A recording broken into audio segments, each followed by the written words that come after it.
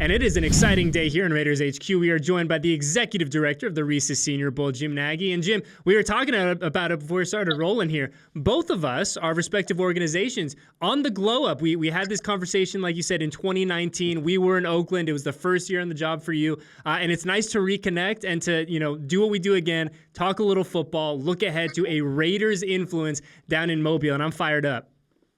Yeah, that last fired up to be back on with you. And that year, I think you got 8 of our guys between draft picks and free agents. So that was a big year with like Hunter Renfrow and that crew. So we'll see what Coach Graham can come back to Vegas with. Absolutely, and I'm going to ask you about those guys in just a second, but I want to start here. A new coaching format for the Senior Bowl here in 2023. Very exciting. I really like the mission, the purpose behind it, but could you kind of just lift the veil for us a little bit and kind of explain what it went into the rationale to kind of switch things up to how they compared to how they've been done in the past? Well, frankly, it wasn't our decision, and I wasn't real fired up about it when it first happened. We got the call over the summer. We've had the full coaching staff for 73 years. There was really no justification for it when we got the call from the league office. That's been a signature of our game. But I will say this: the closer we've gotten to the game, the more I've embraced it, because I think it's a good thing for our players. Rather than just 2 teams like you guys had a few years ago, leaving Mobile with intimate knowledge of our guys, and now it's opened it up to we have 16 of the 18 non-playoff teams participating with coaches on our staff. So what that means for our players is you've got 14 more teams than normal leaving Mobile with all the behind the scenes access to our players, which again, I think of everything through the lens of our players, and to me it's a good thing for them. It just made for a much from a logistical, operational standpoint of bringing in coaches from everywhere. And when you guys packed up the plane and you came here, your whole operation came, right? The production crew came, the equipment came, the trainers came. So we've, that's been piecemealed out this year. So created a little more work. But at the end, it's good for the players, and it's really cool for these coaches. Really cool opportunity for these coaches. 100%. And you brought up something that I didn't really thought about, but when you were kind of piecemealing these staffs together, what does that do for kind of the cohesion of having guys put their best foot forward during the game and putting together different concepts and ideologies and plays for when you guys ultimately do play those 4 quarters of football here in a few weeks?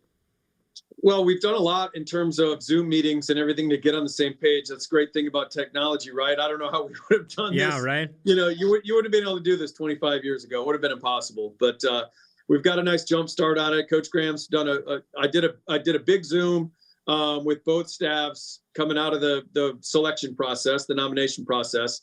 And from there, I've just let Coach Graham and Coach Getsy on the American team, who's the offensive coordinator in Chicago for all your Raiders fans. This is their show. We're here to support them as the Senior Bowl staff, but this is a big audition for them. To get in front of not just the 32 teams and the guys, the GMs that are down here, could potentially hire a head coach in the future. But it's also big from a media standpoint. You all were down here. I mean, NFL Network, all 3 days of practice. They're adding NFL Plus this year on the streaming side, and then ESPN does all 3 days of practice too. So really good opportunity for Coach Graham and all the other guys you got from the Raiders staff coming down here to kind of put their best foot forward. Yeah, and it really has, in the best possible way, turned into kind of a media spectacle, right? And I think what's great about a lot of these games, particularly yours, is that it is based around the football. That's the important thing, is the players getting ready to go to the next level, putting their best foot forward and trying to show one of these 32 teams, hey, I want to be a part of your program. But because it's the NFL, we do get to talk about it. It's great fodder for conversations, and we get to learn a lot over these next couple of weeks. But when we're talking at the top, Jim, and you brought up the fact that when the Raiders were in Mobile last time, and yes, it was a different staff. It was, it seems like a lifetime ago in football years, but the Raiders had an incredibly bountiful draft haul from the guys that were down there. We're talking about Hunter Renfrow, Foster Moreau, Alec Ingold, Keelan Doss, who was a great story for us when we were in Alameda. There were so many guys that played in that game. What is it about having access to these players, getting to learn them, what they're like on the field, off the field, that really does benefit teams when it does come to those 3 days in the draft? It's really a lot of, there's great takeaways in every interaction. And really, when you think about the pre-draft process, it's really a small window of time for these clubs to get to know players, especially when you're going to be spending tens of millions of dollars on them, of your owner's money. You really got to get to know these guys. So whether it's just sitting down at breakfast in the morning and chatting with a player about his background and how he grew up, to having him in the meeting room and seeing how attentive he is. Is he on his phone? Is he paying attention? How does he learn best? And then you take it out in the practice field, and how do they apply it? How do they apply a coaching point? Can they take it from the room to the field? Interactions with teammates, within the position group. Like, how is this guy mixed with his peers? So just a lot of stuff that over the course of the fall, all your Raiders scouts are out on the road talking to people at schools about it and hearing it secondhand from coaches at a school.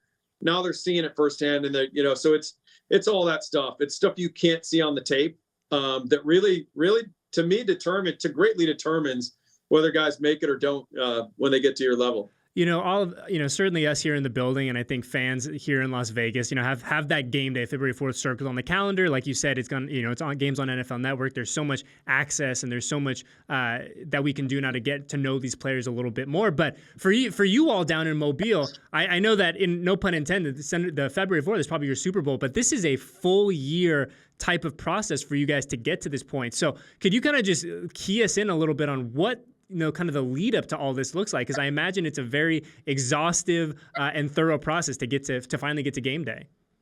It has, and again, that's been one of I don't know if rewarding is the right word, but it's been one of my favorite parts of taking this job and having this job over the last 5 years, is building a football operation. It started with getting the tape our first year. The first year we didn't have access to the college tape, which makes it hard to scout players, right, when you don't have tape. Yeah. But it's a year-round process. We'll get done with this year's game here in a couple of weeks, and we'll let the staff go for a week or two and recharge the batteries, and then we'll all come back collectively, and we'll start setting the board for next year. Our scouting assistants are already watching 2024 game tape, the junior stuff. So, and then after the draft, I assemble a new staff every year. Andy Dengler, who is one of your upper-level scouts there at the Raiders right now, is on our staff last year. And he actually joined the Raiders at the Combine right after the Senior Bowl. I remember talking to Dave Ziegler about it. He called me during Senior Bowl week last year about Andy. And Andy'd been an assistant director of player personnel with the Jaguars for, 20 some odd years. And that's how we build our staff every year. I mean, my dad always used to say the football is shaped a certain way, so it's going to, you're not going to know how it's going to bounce. And when you work in football, sometimes it doesn't bounce your way. So what we try to do is build a staff every year of former NFL scouts that get let go in that firing cycle that happens after the draft every year. This year we had 9 former NFL guys, 170 some years of experience. And, they'll watch tape through the summer. We let them loose in the fall. They go to games every Saturday. And we just build the board like an NFL team would. And then really the last step is that's where Dave Ziegler and I really got connected. I didn't know Dave. He got to New England right after I left. I was there for 8 years, and he came in right after me. But we reach out to the teams, and we have really, open conversations about how we see players and how we have them graded. And we want to bring the players the league wants to see. So this isn't about us. We got no ego in this. If we really like a guy and the league thinks we're way too high, thank God that doesn't happen very often. But, we definitely take a ton of input from the NFL, and then the invites go out. So sorry for the long-winded answer. No, that's great.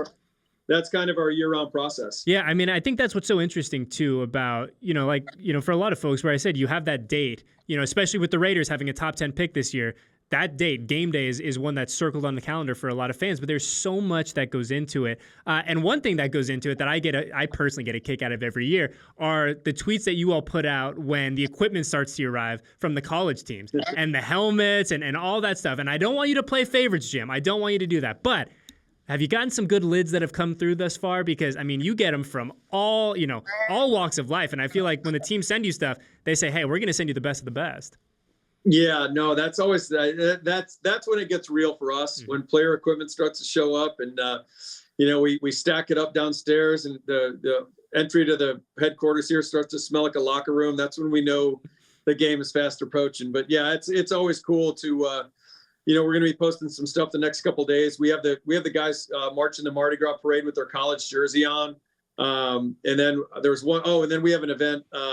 Like a welcome reception the first night. It's kind of like a pep rally type thing, and the players will wear their college jerseys for that. So I'll start posting. So that's really cool when the jerseys start coming in, the helmets start coming in. But yeah, it lets us know it's real. Yeah, absolutely. And it's getting realer for us here, realer and realer by the day as we get closer to that game, to that Saturday, February 4th. But Jim, before we let you go, I just wanted to ask you, and yeah, you don't have to get into specifics and name names and all of that, but when you look at this group, when you look at the 2023 draft class, what are some of the positions of depth that really stand out to you? I think running back's going to be good. You can kind of probably start it with a guy that's not playing in the Senior Bowl, Texas running back Bijan Robinson. We actually have his backup, Roschon Johnson, in the game here. And, most scouts don't think Roschon's getting out of day 2, which is crazy to say for a guy that's a backup in college, and the running back position kind of being devalued. And he still could go 2nd or 3rd round. So really good player. We're excited about our group.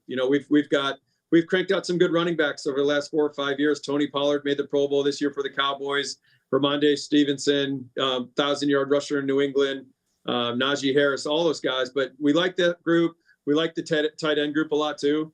Some West Coast guys, some guys kind of in your backyard on the West Coast, like Luke Musgrave at Oregon State, Dalton Kincaid at Utah. Some really good players out there. So those are 2 groups that kind of come to mind. Yeah, and certainly, the Raiders picking at number 7 overall, not where we want to be picking, but an opportunity nonetheless to go down to Mobile, to get a closer eye on these guys, and to really have an exciting, 2, 3, 4 months here as we gear up for the draft. Well, Jim, it was so good to see you. I will make sure that our crew, when they get to Alabama, says hello. If you find one of the Reese's ties, I know we were talking about it before we got rolling, if you find a tie, just saying, you can give it to one of our guys. It'll get to Vegas safe and sound. But we appreciate your time so immensely, man. It was good to see you. Congratulations on all the success with this game, and we'll talk to you soon, okay?